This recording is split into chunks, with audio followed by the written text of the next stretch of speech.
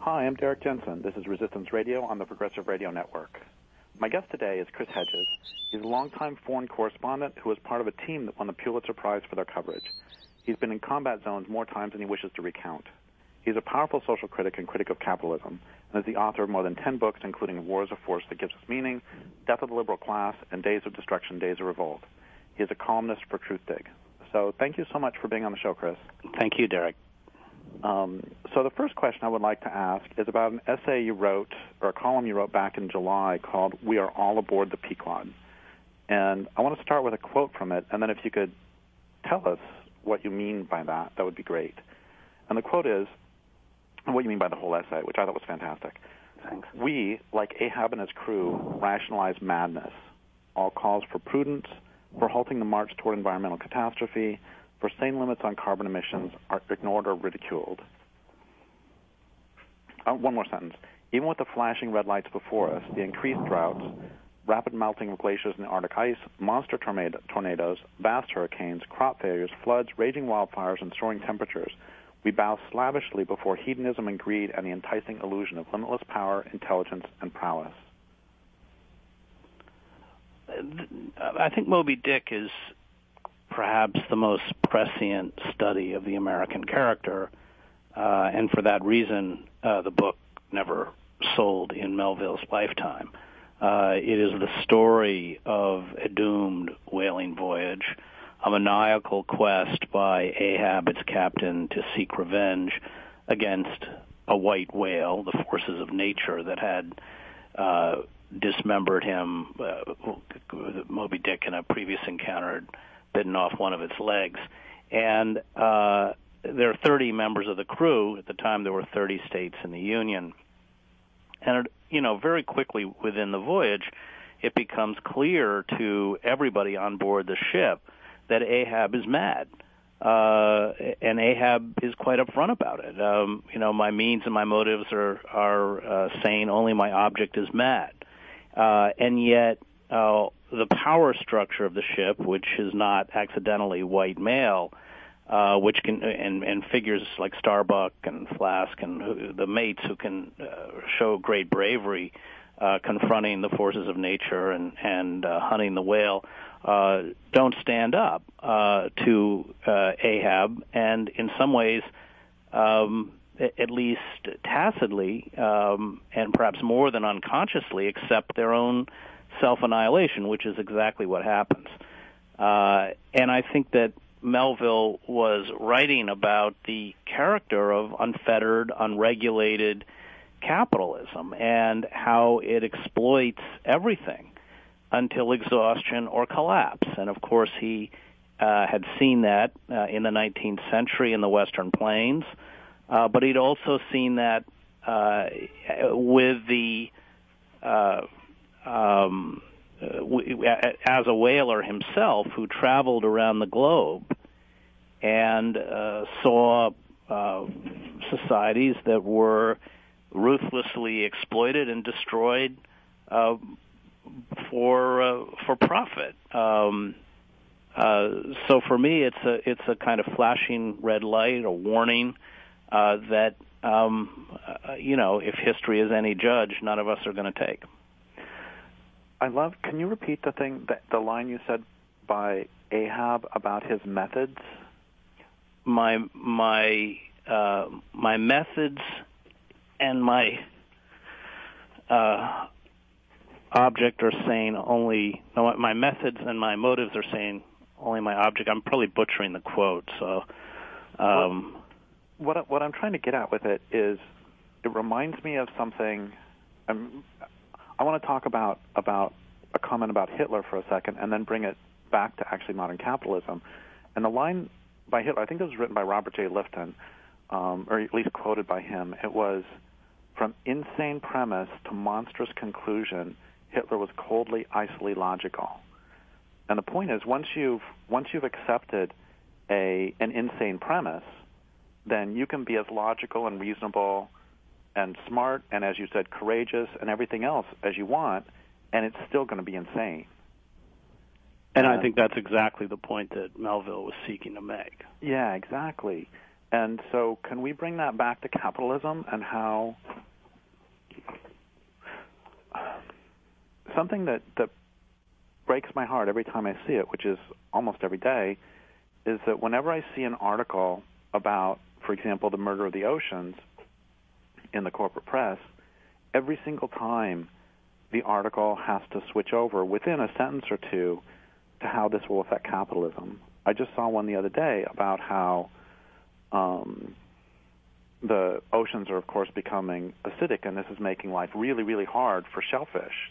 And within literally 2 sentences, the article had switched to how this is a real problem for the aquaculture industry. Right. Well, there it is. And the quote is, all my means are sane, my motive and my object mad. And that's the point. We are quite rational, logical, methodical, and empirical about a process that is ensuring our extinction as a species. And that's what Melville was seeking to explore in his novel. And I think that, and you've written about this, I mean, that there is a kind of inertia to our own willful self-destruction that is, on the one hand, sort of deeply rational, at least in sort of pushing that process for us forward, and yet completely insane because it means the death of the species. And I want to jump for a second to another essay you just wrote. This one was October 20th. Let's get this class war started. And there's a line in there that I think applies to this too, which is the inability to grasp the pathology of our oligarchic rulers is one of our gravest faults. We have been blinded to the depravity of our ruling elite by the relentless propaganda of public relations firms that work on behalf of corporations and the rich. And so the question with both of these is, obviously in Moby Dick, there is no mutiny, and there is no mutiny that stops them from going to their end. And so recognizing the pathology of the oligarchic rulers and recognizing the insanity of the system, what do we do? I guess maybe that's the question for the whole rest of the 45 minutes. Well, what we don't do is trust the system at this point to reform itself or provide any correctives. And that's a battle you fought for many years and I have fought for many years. I think it's a battle we're winning in the sense that more and more people across the political spectrum are recognizing that this system is rolling over them in the same way that it's rolling over the ecosystem. And we have to build counter movements, mass movements, popular movements, to at once provide an alternative vision, a radical vision that talks about another way of relating to each other and relating to the planet if we are to endure, and at the same time creates mechanisms by which the machinery of our own destruction, whether that's building the XL pipeline or dropping $500 million drill bits in the Arctic summer sea ice, is blocked. Now, the problem is that the elites know very well what's coming, both in terms of the financial precariousness of our system and imminent collapse, and we have very sober business reporters like Gretchen Morgenson at the New York Times talking about another collapse, coupled with the effects of climate change. And they are cementing into place a security and surveillance structure which dwarfs anything established previously in human society, including the old Stasi state in East Germany that I covered. And if movements do arise and these elites become further discredited and isolated, they have at their fingertips mechanisms of brutal repression, and they've rewritten all of the laws. Obama's assault on civil liberties has been far more egregious than George W. Bush, to essentially strip us of any legal protection at all. What happens with empires is that the brutal forces of control on the outer edges of empire, drones, Kevlar-plated forces with long-barreled weapons that knock down your door in the middle of the night, have migrated back to the center of empire. That's always what happens. That's what happens in Athens and everywhere else. And the forces of control, I mean, remember, we have 60,000 special forces units alone. These are basically death squads. All of our information is swept up by the NSA, something we long suspected, but has been confirmed by the leaks Edward Snowden gave to Glenn Greenwald. And that's devastating to a free press, and it's devastating to activism because it makes it very hard to plan anything without the state's knowledge.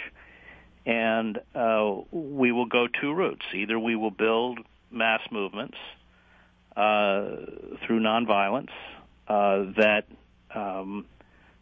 get people within the systems, especially the foot soldiers, to defect, or the state will successfully employ brutal forms of coercion and violence and physical repression, which will spawn counterviolence. That's what always happens.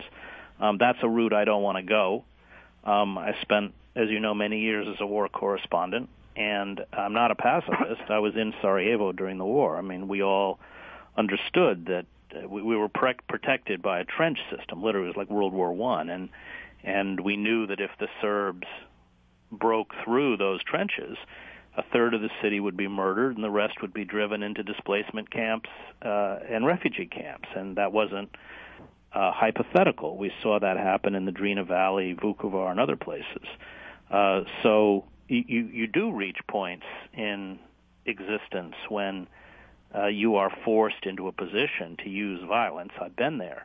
But it never saves you from the poison of violence. And once that process begins, those who pick up a weapon, even in a just cause, become contaminated. And so that's for me, violence is always tragic, and yet to sit in one of those basement rooms during the war in Sarajevo when we were being hit with 2,000 shells a day, constant sniper fire, 4 to 5 dead a day, 24 wounded a day, and have tried to begin a discussion about pacifism would have evoked gales of laughter. So I'm certainly pushing as hard as I can for the route of opposition that will remain nonviolent, and you have been as critical of the black bloc as I have.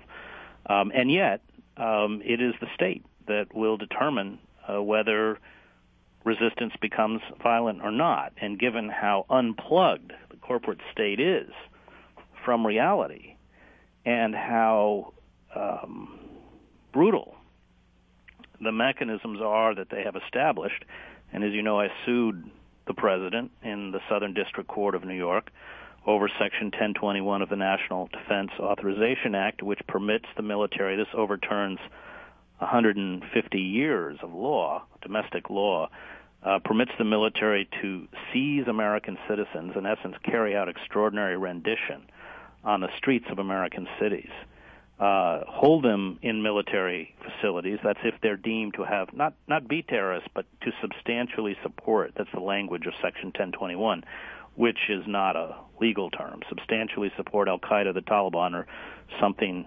amorphously called associated forces. Hold these people in military facilities, including our offshore penal colonies, deny them due process, and keep them there indefinitely. We won, surprisingly, in the court, given the history of the court since 9/11, the failure to protect even our most basic constitutional rights. And then the Obama administration appealed, and what was fascinating is that they didn't just appeal. They went to Judge Catherine Forrest Chambers the day she issued her ruling. It was a Friday, and demanded that she issue a temporary injunction. She put the law back into effect until the Second Circuit or appellate court could hear the administration's appeal. She refused, to her credit. And at 9 a.m. on Monday morning, they went to the Second Circuit, the court right below the Supreme Court, and made the same request, and they did put the law back into effect until they ruled. They ruled this July, and they overturned Judge Forrest's decision, and we've now filed a cert or a petition to the Supreme Court in an attempt to get them to hear the case. Now, why did they act so aggressively? And I think it's clear they acted that aggressively because they're already using the law against U.S. Iraqi, U.S. Pakistani dual nationals in our black sites in the Middle East. And, with 160 law enforcement agencies applying for drone permits, the complete militarization of our police forces, people kicking down your door just for a warrant, totally dressed in black Kevlar, carrying long-barreled weapons with command helicopters in Oakland. It doesn't look any different from a night raid in Fallujah, and it doesn't look any different because it isn't any different. And that's where we're headed. And having been on the edge of empire and seen how empire works and watching the mechanisms of control now come back into the heart of empire is deeply fearful. I want to go back to something you said in the middle, and you and I have had this conversation before, or parts of this conversation, where the thing where you said about the state determines the form the resistance takes. I don't know, I might be overstating what you said, but basically along those lines. And I think that's right. Okay, so when you and I had this conversation a couple of years ago, and had a conversation where you said that, and at the time, I thought, wow, that's really interesting. I don't think I agree. But then I thought about it, and the truth is I'd actually been saying the same thing using different words for years. And the example I always used, and I'm bringing this up because I think it's a really important point you're making, and I just want to give people another example apart from the ones you did. And when I think about the state determining the form of that resistance takes, I think about World War II, and I think about Denmark versus Poland. And I think about how we've all heard that in Denmark, when they told the Jews to wear stars, the king put on the first star. And the resistance in Denmark was primarily, if not almost exclusively, nonviolent. And in Poland, if somebody would have put on a star with the Jews, they would have said, great, you can get on the cattle car too. And the point is that the reason the Danes were able to get by with nonviolent resistance is because the Nazis had labeled Denmark a model protectorate, and they didn't do the same sort of overt, capital W, overt, capital R repression that they did in many other places. Well, they didn't. They considered them Germanic in right. terms racially, whereas because the Poles were Slavs, right. Slavs were inferior in the eyes of the Nazis, human beings who had to be deported for slave labor, as hundreds of thousands, probably millions of Poles were. And you're right that it is the state that determines how you resist. I covered the war in El Salvador, and people forget that in the late 1970s, the opposition to the oligarchic half of the Salvadoran peasantry was landless. Half of the population was landless, working in coffee fincas, little better than serfs. The opposition was nonviolent, and what triggered the rebel movement in El Salvador was a march in 1979 of university students and labor unions and campesinos, and the response of the state was to mount machine guns on the buildings in the center of the capital and open fire on the crowd. Well, they killed a lot of people that day, and they ended peaceful protest, and that was their decision. And that's always what happens, and I think you and I are in agreement on that. Having just been around organized warfare, in order to carry it out efficiently, you need a certain type of character, and you can go back and look at the Cuban Revolution, where Che Guevara, after the boat lands on Cuba and almost everyone's killed, I think there's 17 people left out of the original 82 or 84, they go up into the hills, and Che Guevara's job is to put a pistol to the forehead of people suspected of being infiltrators or spies and executing them, and he executes dozens of them. I'm sure a lot of them were spies, and yet that becomes the kind of mechanism you need to employ once you adopt violence. And I find it scary and frightening, and I'm not constitutionally built to do it. And yet, I recognize that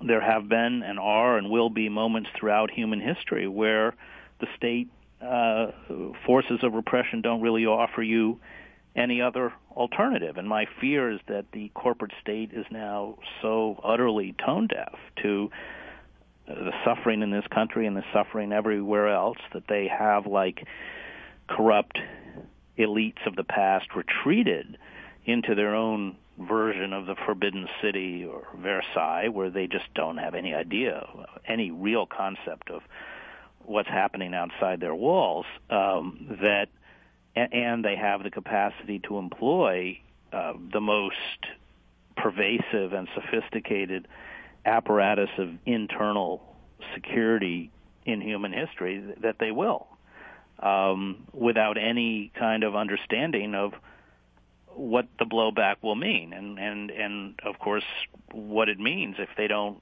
have any ability to hear. And the shutting down of the occupying encampments seems to indicate that they do not. The cries of the masses means that there will be violent responses, which of course they will call terrorism. Okay, my next question, I'm going to have a bunch of givens at the beginning. And if you disagree with any of the givens, you can certainly say so. So given everything we've said so far, and given the sort of species suicide and planetary murder track that this culture's on, and given the levels of repression, and given corporate, and before I get the rest of the givens, I'll tell you where this is going, which is how do we organize, and how do we make happen a nonviolent revolution, if possible? So given all those, and given the level of corporate control of discourse, and here's one that really scares me as much as the others, given that many of those who are quite militant are from the extreme right wing, and I think both you and I could have predicted, and probably did predict in many ways, the rise of, for example, the Tea Party, because when an empire falls apart, as those who have had some level of entitlement lose it, they will fight to keep it. And so given all of these conditions, what should we do? How do we, and given that both of us absolutely would, with every cell of our body, want for there to be a nonviolent mass movement or a nonviolent resistance to a nonviolent transformation, let's just put it that way.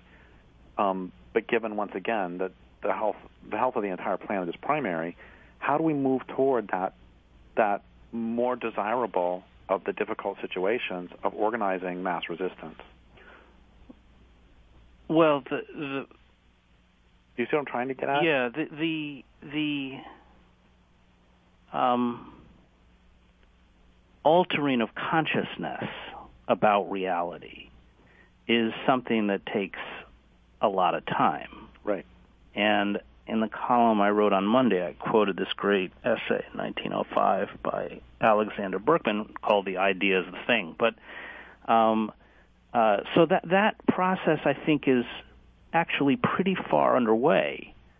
And as Berkman writes, you can't speed up a revolution any more than you can speed up the heating of water in a kettle.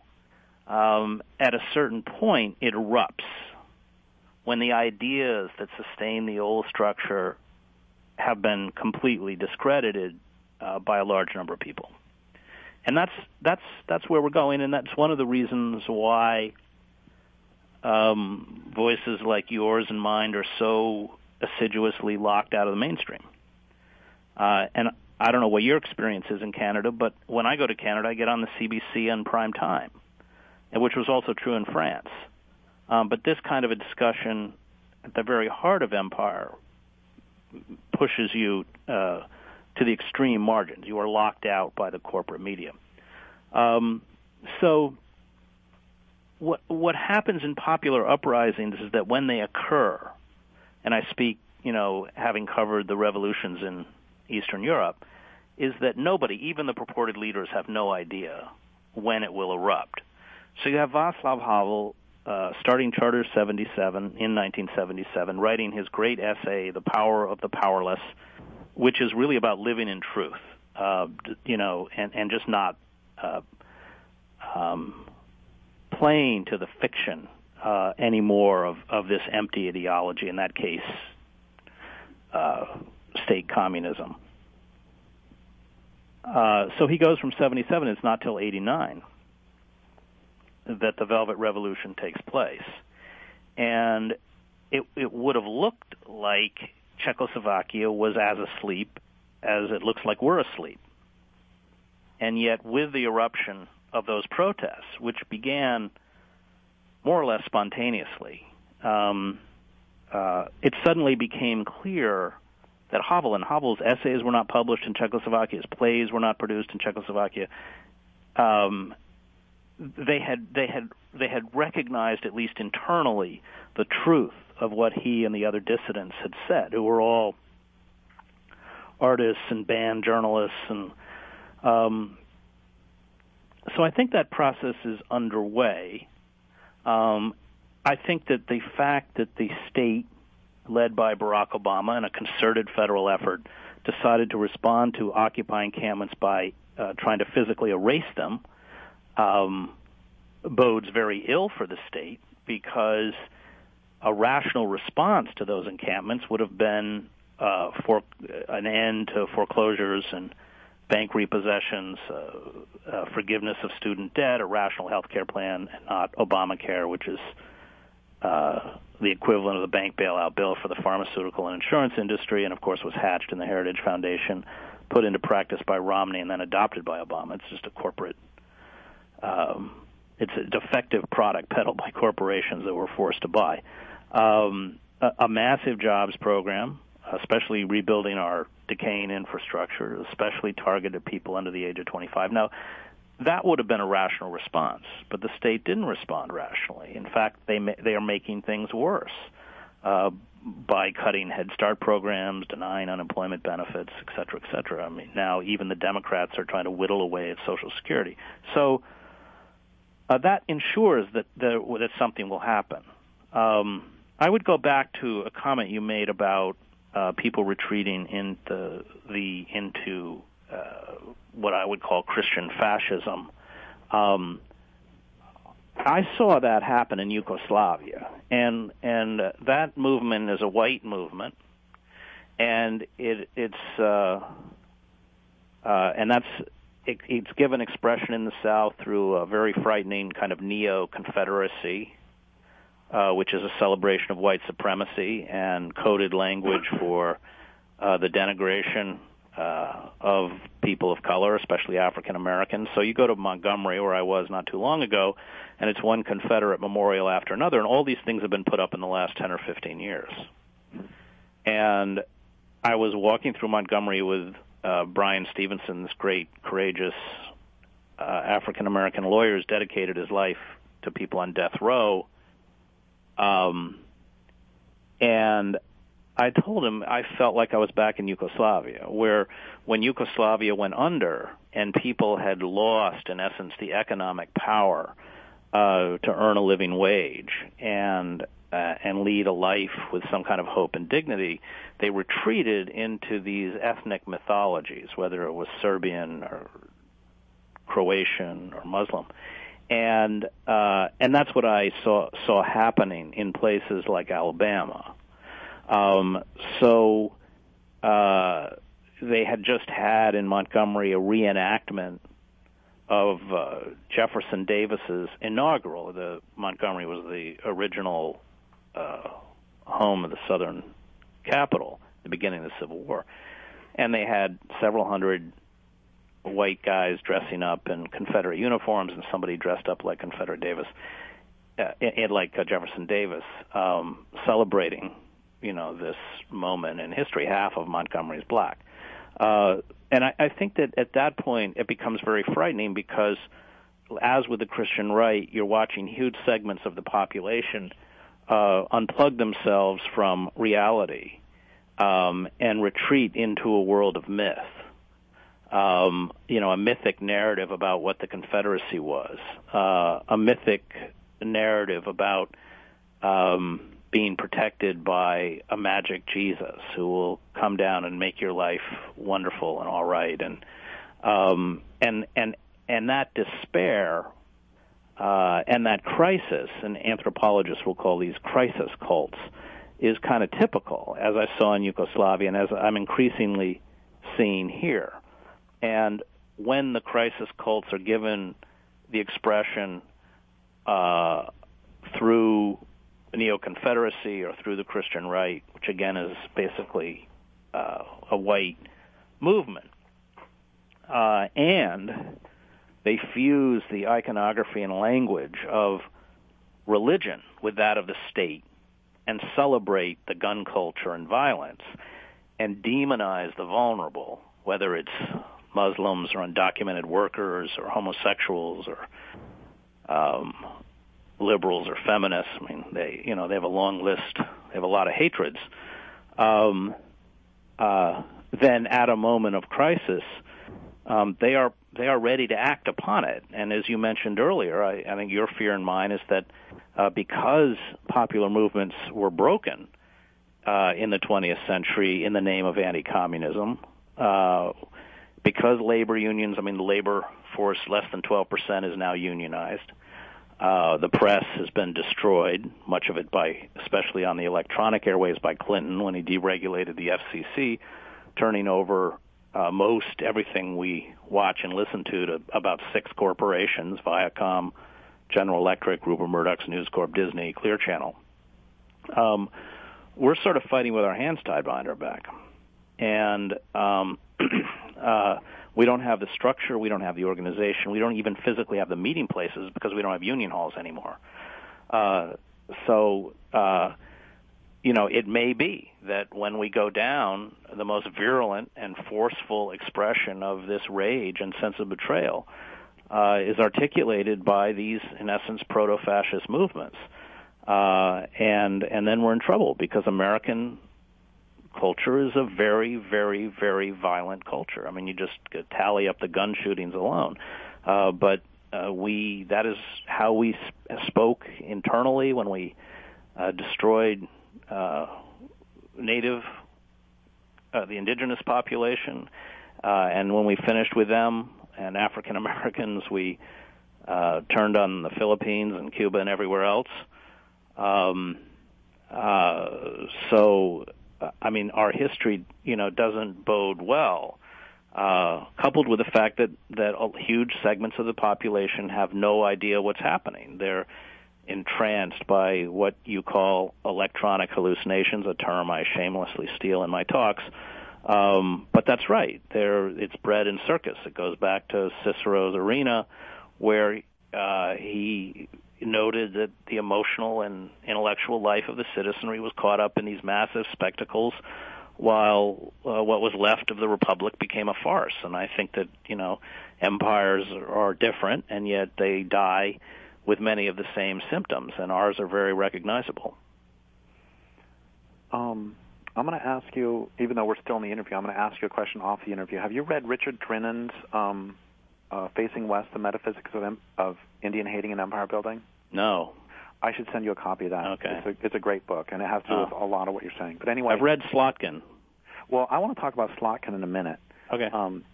I wanted to mention, in terms of the whole sort of Christian fascism, is that one reason I'm really sensitive to this is because I live in Del Norte County, which is a far northern county, northwest county in California, and it's kind of Mississippi on the north coast, in that the population of the county is about 17,000, I think, and I think it's 2 weeks or so, the Tea Party is able to pack the fairgrounds for meetings. And the sheriff is one of the so-called constitutionalists, and it's all very, this is all very real here. some bioregionalists came through town. They were giving a talk on the importance of bioregionalism, and what they had to say was great, and the importance of local control, local community control. And then one of the people in the audience said, we love what you have to say about local control, and that's all really true, but the truth is right here, if there really was local control here, there would be no tree standing. And the other thing I wanted to mention about the local sort of Christian fascists is, and they fulfill everything you mentioned there, and also they keep talking about a nostalgia for back when the fishermen were allowed to fish everywhere, and they keep saying they want to bring that back, but the truth is the fish are gone, and they're gone because they overfished them. Well, it's like that book Easter Island, Easter Earth, where these anthropologists went in and talked about the microcosm of how, I mean, what did people think on Easter Island when they cut down the last tree? Which happened. And how Earth is just, human societies are replicating the self-destructive process that took place on Easter Island, where at the end they were using diminished resources to build giant stone monuments and go to war and kill each other. I can't think of the guy's name right now, but the guy who did The Collapse of Complex Societies. Tainter. Yeah. So I loved his point about how when a culture starts to fail, oftentimes it will try to fix what is failing through the same means that made it large in the first place. Yeah, that's very important, and that's precisely what we're doing. So since we can't drop drill bits straight down in the ground and get oil, we're fracking and doing tar sands, and that's exactly right. So the very process or the technological process by which we exploit accelerates the deterioration itself. And as Tainter points out, that's true in all dying civilizations, and ours is a perfect example of that. So I guess before we come back to the resistance, we have about 10 minutes left. Before we come back to the whole notion of resistance, I just loved, and I try to spread this everywhere, I thought that Richard Slotkin's work is just so important. And the whole notion of what I got from it, basically, and let me know if you got something different, was that in his book Gunfighter Nation, I kept thinking about, for me, it was mainly an examination of popular literature and how there was a narrative that ran from the 1770s or whatever through when he wrote the book, and that's this idea that we always want to fight fair, but then the Indians don't fight fair, which means just this once we have to fight dirty. And then as soon as the Indians weren't the primary enemy, when it was, say, Mexico during the invasion of Mexico, we want to fight clean, but just this once. Because the Mexicans fight dirty, we got to fight dirty. And then the same thing with the Filipinos, same thing with the Japanese, same thing with the Vietnamese. It's always that we want to fight clean, but just this one time. It's Dirty Harry. Dirty Harry wants to be a clean cop, right? But the bad guys are so nasty that just this once he has to violate the rules. And what ends up happening is you constantly end up fighting dirty wars. Right. Is that what you got out of it, too? Yeah. I mean, there's a lot. As you know, those 3 volumes are pretty massive. The whole kind of way that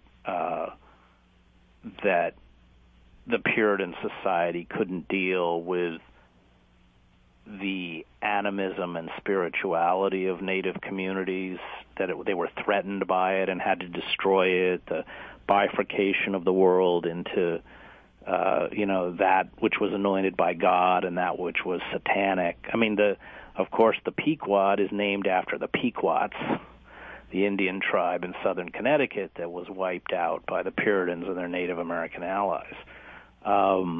This is the ship on Moby Dick. So I think that the power of Slotkin's work is that he captures, in the way that Melville does, something about the darkness of the American character and the way that we have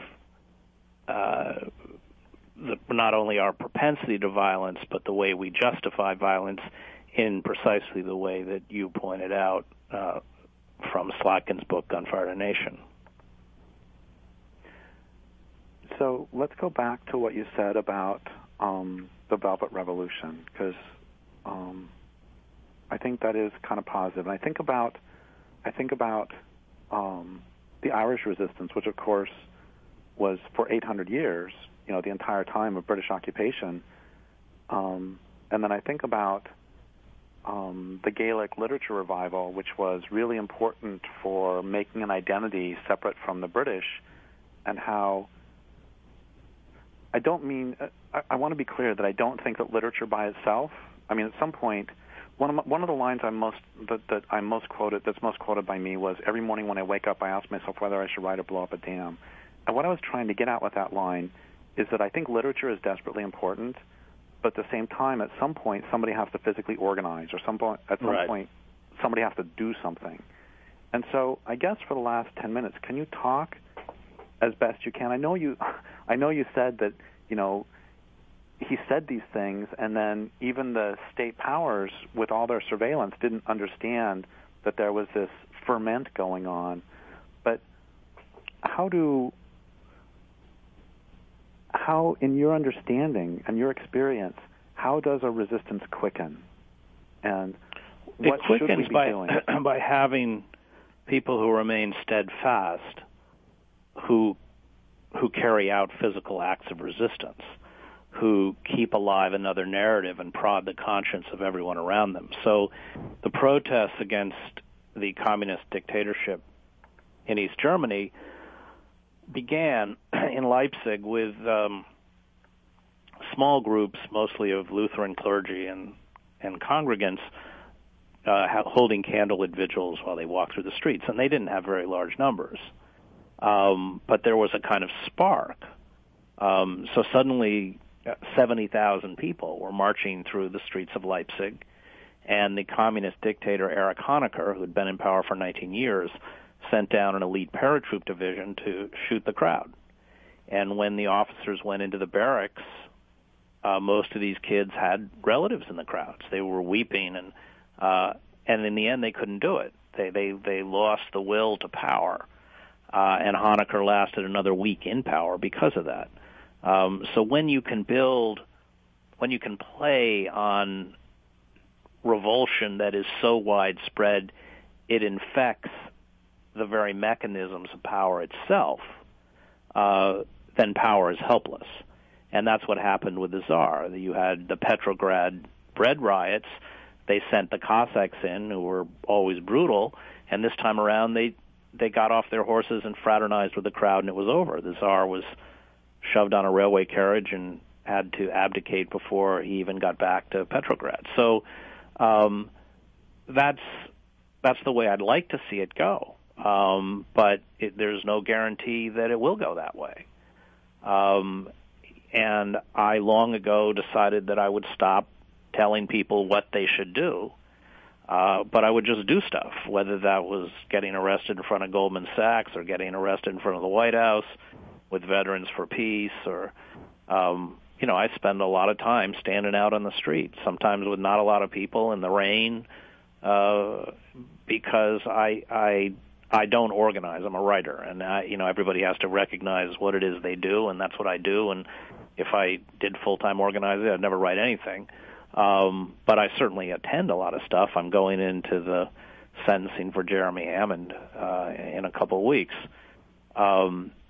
So I think that by physically getting out and putting our bodies on the line, and as Wendell Berry says, going to jail is more time than I care to donate to the U.S. government, it does keep alive those sparks of rebellion, that possibility of hope, that what Havel would call living in truth, with the hope that, and I think that it's not an unrealistic hope, that the ineptitude of the state and the further impoverishment and repression that the state is visiting. I mean, half of this country now lives in poverty, and there's a lot in the other half who are about to join them, will provoke something. Now, in moments of crisis, and given the nature of our history,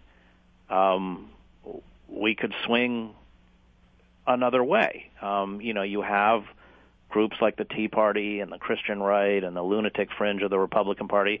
They are funded by the most retrograde elements in capitalism, the Koch brothers and others, just as the German industrialists funded, although it was an uneasy relationship, the Nazi Party. But there, at least, you had the communists to sort of balance them out. We don't have anything. I mean, we're going to be really lucky if we come out of this okay. But I think that the myopia, blindness, ineptitude of the state, of a dying elite, guarantees that something will happen, because there are no self-imposed limits, as Karl Marx understood, to unfettered, unregulated capitalism. It exploits until it kills itself, which is really ultimately the process where we're going. And because of that, because there are no self-imposed limits, government regulations are demolished.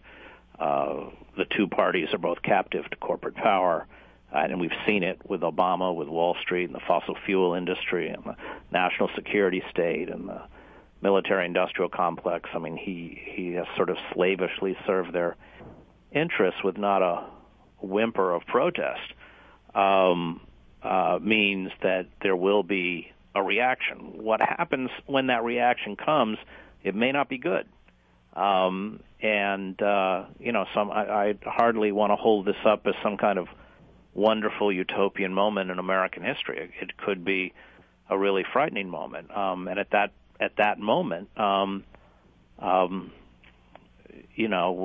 have to hope that we can build a movement, a nonviolent movement that attracts the mainstream. I think the Occupy movement, the concerns of the Occupy movement, address the concerns of the mainstream, which are not being addressed by a corporatized media, especially issues of economic inequality. But I don't know. I'd feel a lot better if it was the 1920s and the 1930s, and we had the old CIO and the Communist Party and the Wobblies and militant labor and alternative press and we had and Woody Wallace Guthrie on his way to the cabinet. What's that? And we had Henry Wallace on his way to the cabinet. Yeah, Wallace is a classic example, like Roosevelt, of a liberal, who acts as a kind of, who's not tone deaf. So he acts as a kind of safety valve to let off the pressure, which is what the New Deal was. Now we have our self-identified liberal class, and this is all in my book, Death of Liberal Class, are figures like Clinton and Obama or Pelosi or others who speak in that traditional language but no longer serve the constituency they claim to defend. So it's a faux kind of liberalism, which is dangerous in moments like this, because not when people turn, when everything goes down, they turn against these figures not only because they're inept, but because the values they purportedly defend, they don't actually defend those values, are discredited, and that empowers an extreme right. We've got the recipe here for a really bad scenario. I'm going to go out and fight, every way I can, but I'm not blind to, the forces stacked against us. Well, yeah, I completely agree. I completely agree with all that. And I guess what I'd like to close with, I want to say two things, and then if you could respond to them really quickly. One of them is this silly slogan that was on the wall when I was an athlete in college, which was on the locker room. It was, luck is where preparation meets opportunity. And I think about that in terms of everything you've said, that we need to prepare the ground, and then we can't predict what's going to happen. And, we need to prepare as much as we can. We need to tell the truth. We need to put our bodies out there. And then beyond that, it's, whoever's prepared best is going to have the best opportunity. And then the other thing is, the image I think of a lot that gives me some solace, I guess, is I think about holding hands. I think about holding hands with those who came before me, in this unbroken line of resistance. And so do you want to respond to either one of those for a moment?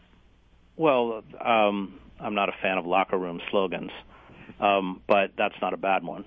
That's right. And there's a theologian who, calls what you call holding hands, he calls them invisible witnesses, those who went before and fought that fight, whether it's Crazy Horse or Emma Goldman or Malcolm or King or and I certainly feel that both in the trajectory of history. It's why we have to know our own history and not the sort of sanitized mythological version of history, but our real history.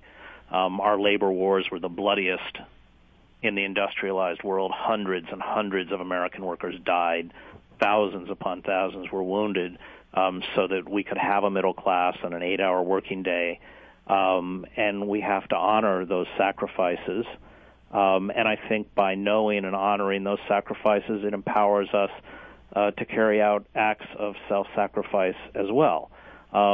So I think one of the ways that they have disempowered us is creating this kind of historical amnesia, whereby we don't know how we got here, we don't know where we came from, we don't know who our heroes are. I mean, holding up the Founding Fathers, you don't even have to spend very much time studying American history to grasp that they hated direct democracy. They were an oligarchic, slave-holding white male elite who sought to disenfranchise almost everyone else, including white men with property, not to mention women, Native Americans, African Americans, because they wanted the primacy of their own power and wealth to be protected. I mean, that's why Washington, by the time he was president, was the wealthiest man in the United States, off of land speculation, stealing Indian land.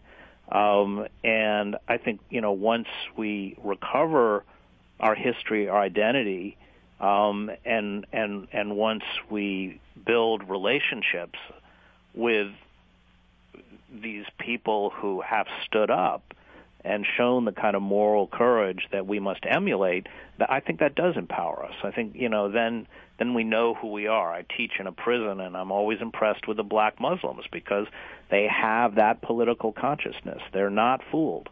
And we need to get the same kind of political consciousness if we're going to fight back. Well, thank you so much, Chris, for everything you've said and for all of your work. It's really important. Thank you, Derrick. And so this has been Resistance Radio on the Progressive Radio Network, and my guest today was Chris Hedges. Thank you so much.